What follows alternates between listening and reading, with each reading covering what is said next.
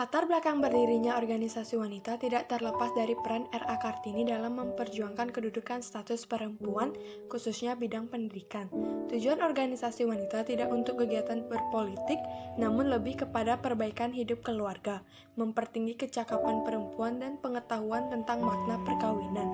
Awal muncul organisasi wanita karena ada upaya ingin berubah dan keluar dari kekangan pemerintah Belanda atas hak wanita sehingga terjadi emansipasi wanita.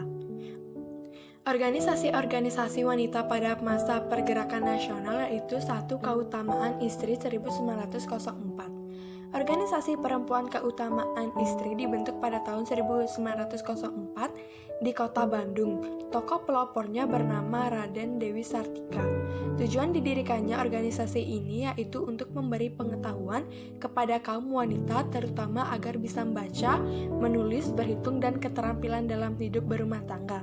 Langkah yang dilakukan untuk merealisasikan tujuan tersebut yakni dengan mendirikan Sekolah Keutamaan Istri pada tahun 1910. Pada perkembangan selanjutnya, tidak hanya siswi-siswi dari Bandung saja yang berdatangan, tapi dari daerah lain turut ikut berpartisipasi seperti Garut, Tasikmalaya, dan Purwakarta. Kedua, Putri Mardika 1912. Organisasi wanita masa pergerakan nasional kedua adalah Putri Mardika.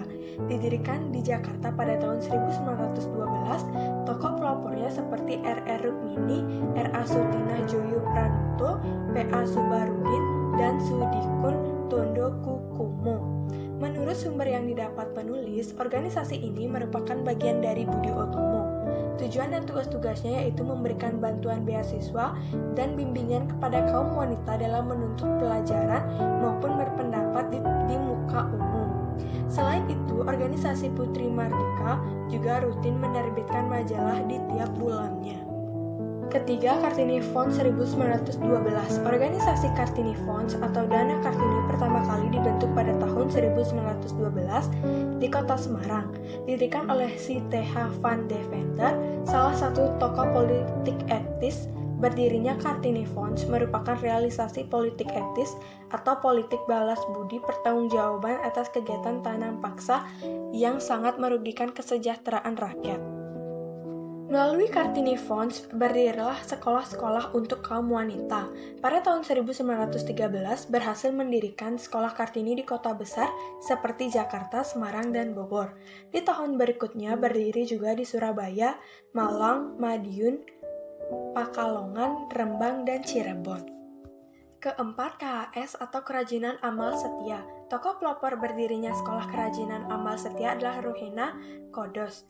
Perempuan kelahiran Kabupaten Agam, Sumatera Barat tanggal 20 Desember 1884. KHS merupakan sekolah keterampilan khusus bagi wanita, didirikan pada tanggal 11 Februari 1911. Melalui sekolah ini, ia mengajarkan berbagai keterampilan mulai dari baca tulis, pendidikan agama budi pekerti, dan mengelola keuangan. Menurut Rohana Kodes, diskriminasi terhadap kaum wanita untuk mendapatkan pendidikan adalah tindakan yang harus dilawan. Saat mendirikan KHS, ia mendapat berbagai masalah baik di kalangan pemuka adat maupun masyarakat sekitar. Namun dengan semangat juang tinggi, ia tetap gigih dan yakin dengan apa yang sedang diperjuangkannya. Kelima, Pikat, percintaan ibu kepada anak turunannya. Organisasi percintaan ibu kepada anak turunannya didirikan oleh tokoh bernama Maria Josephine Catherine Maramis, perempuan kelahiran 1 Desember 1872, Kema, Sulawesi Utara, lebih dikenal dengan nama Maria Walandau Maramis. Organisasi Pikat dibentuk pada tanggal 8 Juli 1917 di kota Manado dengan tujuan memajukan harkat dan martabat wanita. Organisasi Pikat kemudian berkembang begitu pesat di Indonesia, ditandai dengan berdirinya cabang-cabang di kota besar seperti Jakarta, Bandung, Surabaya, Bogor, Malang, Balikpapan, Magelang, dan lain-lain. Selain berhasil mendirikan Pikat, Maria Walanda Maramis juga berhasil mendirikan Household School Pikat atau sekolah rumah tangga untuk gadis-gadis. Keenam, Aisyah 1917. Organisasi Aisyah didirikan oleh Nyai Ahmad Dahlan H. Siti Walidah pada tanggal 19 Mei 1917, 27 Rajab di 1935 H. Di kota Yogyakarta, peran penting Aisyah adalah untuk memajukan pendidikan umum dan agama bagi kaum wanita. Kegiatan lainnya seperti menanamkan rasa nasionalisme dan kebangsaan serta memelihara anak yatim. Dibentuknya Aisyah tentu memberikan manfaat bagi kaum wanita agar dapat berperan aktif dalam pergerakan nasional di Indonesia pada masa itu. Di zaman sekarang, organisasi Aisyah masih berdiri kokoh memperjuangkan wanita. Wujud nyata yang bisa kita lihat yaitu dirikannya ribuan TK atau taman kanak-kanak, SD, sekolah dasar, hingga perguruan tinggi atau universitas.